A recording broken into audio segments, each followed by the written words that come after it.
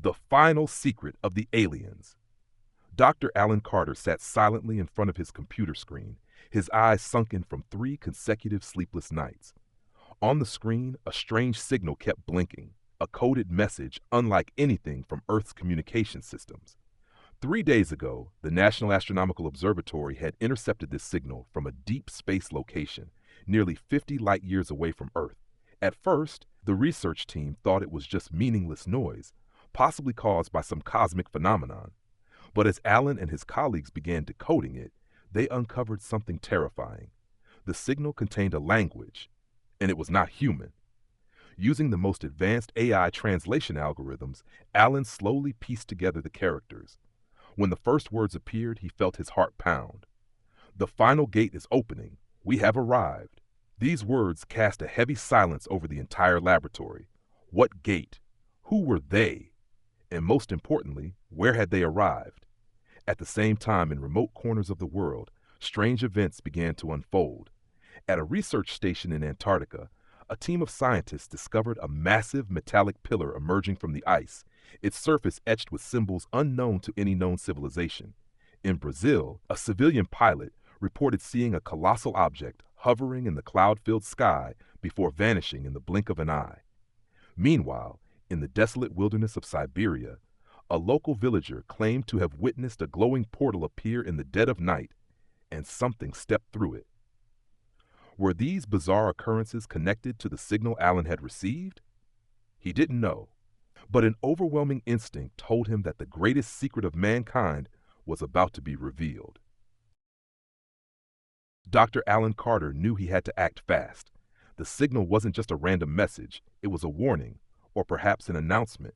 If these beings had truly arrived, where were they now? And more importantly, what did they want?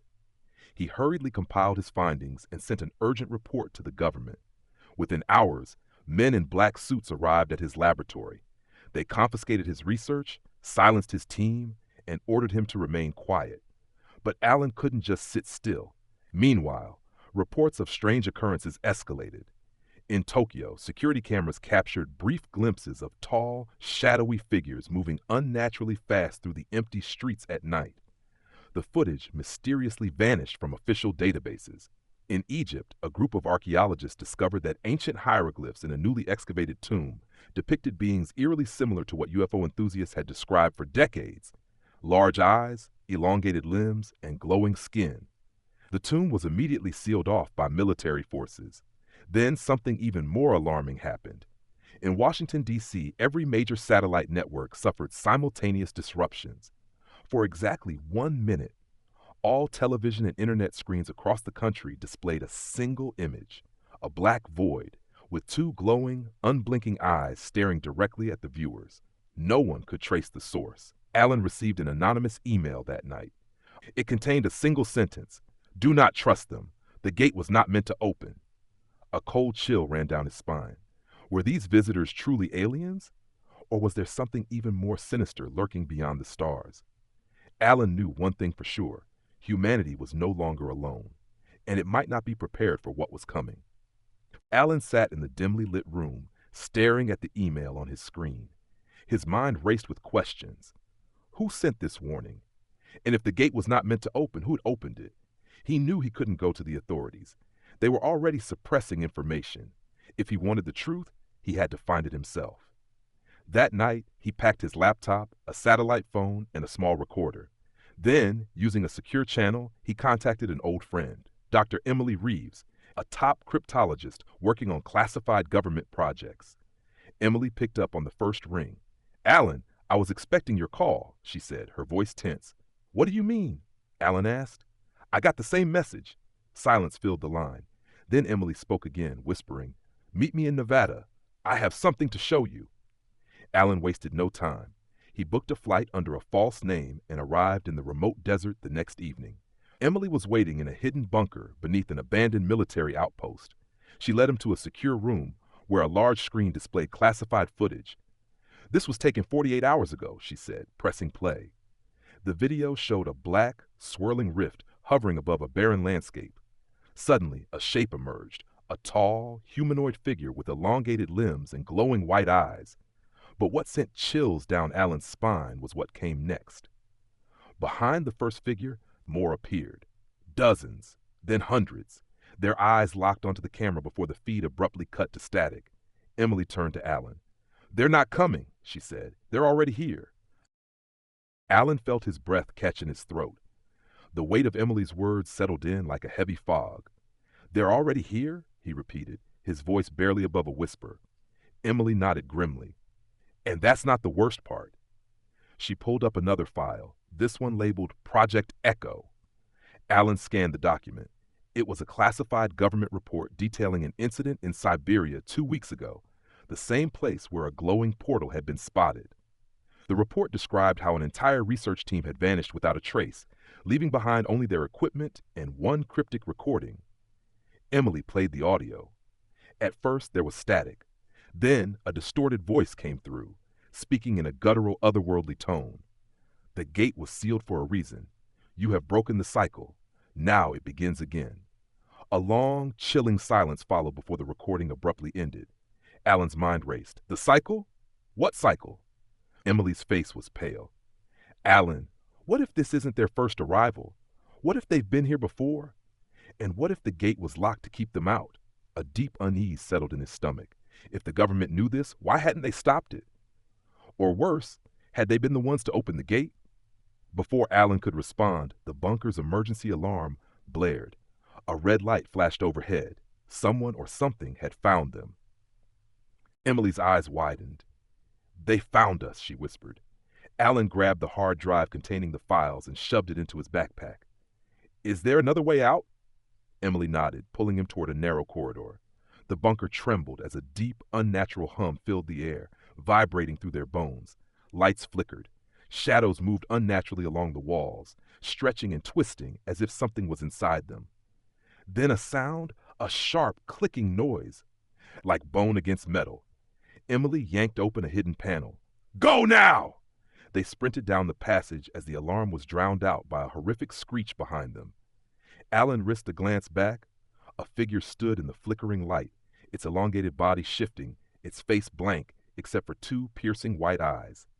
The walls around it darkened, as if reality itself was bending in its presence. Emily shoved Alan through a side door just as the corridor behind them collapsed in a burst of energy. They tumbled into the desert night, gasping for breath. Alan pulled out his satellite phone, but the screen was scrambled. Every frequency was blocked. Emily turned to him, her face pale. "Alan, listen to me. This isn't just an alien arrival." She hesitated. "They've been controlling us for longer than we thought." Alan stared at her. "What do you mean?" Emily took a shaky breath.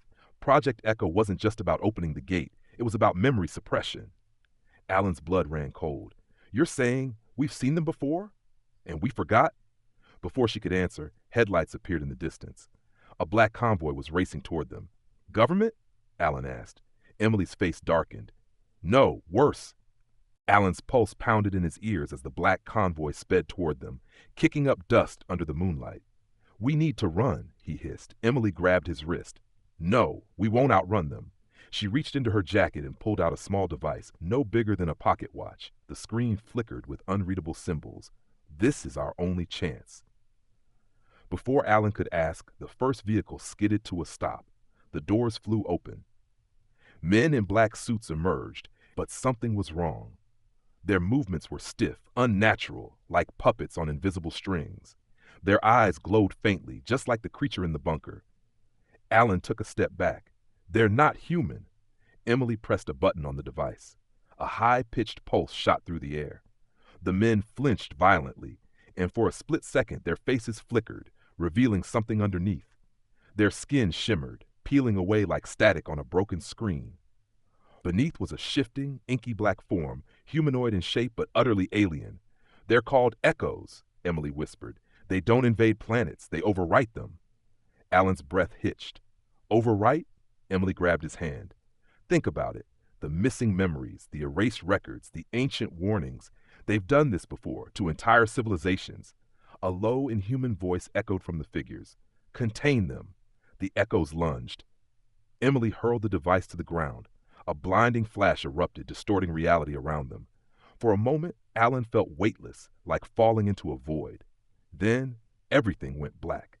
Alan's consciousness flickered between darkness and light, his mind struggling to grasp reality. A deep ringing filled his ears, followed by muffled voices. Then air. Cold, crisp air. He gasped and jolted upright, finding himself lying on a metallic floor inside an unfamiliar room. Dim blue lights lined the walls, casting eerie shadows. Emily was beside him, clutching the strange device. "It worked," she whispered. Alan sat up, his head spinning. "Where are we?" Emily swallowed hard. "Not where, when." Alan's eyes widened. "What?" Emily held up the device. "It's not just a disruptor. It's a failsafe, a recall mechanism." She pointed to a large round window at the far side of the room. "Alan, look outside." He stumbled to his feet and approached the window. His breath caught in his throat. They weren't on Earth anymore. Beyond the glass was a vast, dead planet, its surface cracked and scorched. In the sky, remnants of massive structures floated, broken, lifeless ruins of an advanced civilization. Emily's voice was barely a whisper. This was Earth. Alan turned to her, his heart pounding. "No, that's impossible." Emily's hands trembled. "The echoes didn't just arrive. They erased Earth and started over." Alan's stomach twisted. "Then, what are we living in now?" A sudden thud echoed from the corridor. Something was coming, and it had found them. Alan's heart raced as the thud grew louder, drawing closer with each passing second. He turned to Emily, his voice strained. "We need to move now." Emily nodded, her face pale. She grabbed the device, holding it tightly in her trembling hands. "There's a way out. But we need to make it to the central hub before they lock us in." They scrambled to their feet, rushing toward a door at the end of the room. Alan's mind was a blur, trying to process what Emily had said. Earth had been erased? Rewritten? Was this some alternate version of their world, or was this a future they had yet to live? The door opened with a soft hiss, revealing a dark corridor. They sprinted down it, their footsteps echoing in the empty space. As they rounded a corner, they stopped short. Standing in front of them were three echoes, their glowing eyes fixed on the pair. Their forms flickered between human and something far more sinister, something older, more primal. Emily's hand shot out, pressing a button on the device. A pulse of energy erupted from it, hitting the echoes with a force that sent them stumbling back. But they didn't fall. Instead, they shifted, their bodies twisting unnaturally, growing larger, more menacing. "We can't keep this up," Alan shouted. "We need to get to the hub now." Emily nodded, turning and running again. Alan followed closely, the oppressive weight of the echoes just behind them. The corridor stretched on, an endless tunnel of gleaming metal and strange, shifting patterns on the walls. Ahead, they saw the door to the central hub. It was wide open, as if waiting for them. They burst inside, only to freeze in shock. The hub was already occupied. Standing before them, bathed in the glow of a console, was a figure, draped in dark robes with eyes that shimmered like the void. "Welcome, Dr. Carter. Welcome, Dr. Reeves," it said, its voice smooth but hollow. "I've been expecting you." Alan's blood ran cold. The figure standing before them wasn't human, but its voice, a deep, resonant tone, held an unsettling familiarity. It was as if it had been waiting for them, not just in this place, but across time. "Who are you?" Alan demanded, his voice shaky but defiant. The figure slowly turned, its eyes glowing with an eerie intensity. "I am the architect, the one who built the cycle you now find yourselves trapped in." It smiled, though it wasn't a comforting expression. "The one who set the gate in motion." Emily took a step back, her hands still clutching the device, her knuckles white. "The cycle? You mean Earth?" The architect nodded slowly. "Yes, this is the 6th iteration.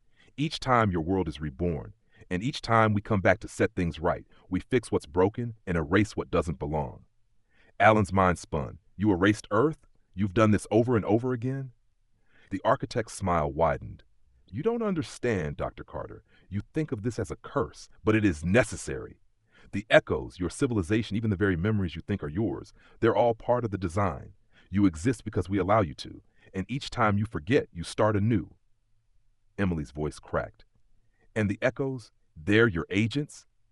"Not agents, Dr. Reeves," the architect replied. "We are all echoes."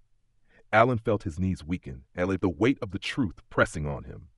They weren't fighting against aliens or invaders. They were fighting against something far older and far more powerful than they could comprehend.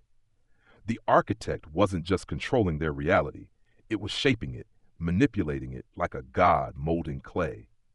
"What do you want from us?" Alan asked, his voice hoarse.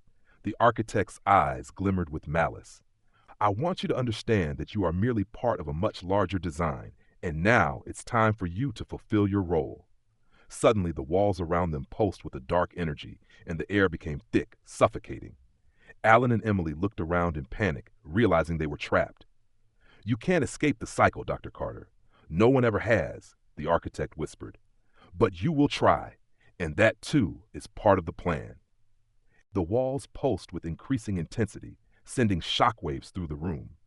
Alan could feel the air pressing down on him, thick and oppressive, as if the very atmosphere was warping around them. He clenched his fists, trying to steady his breath. "Why are you telling us this?" Emily demanded, her voice rising in defiance. "If you control everything, why let us fight back?" The architect's smile remained, unsettlingly calm. "Because, Dr. Reeves, resistance is a part of the design. Without it, there is no meaning.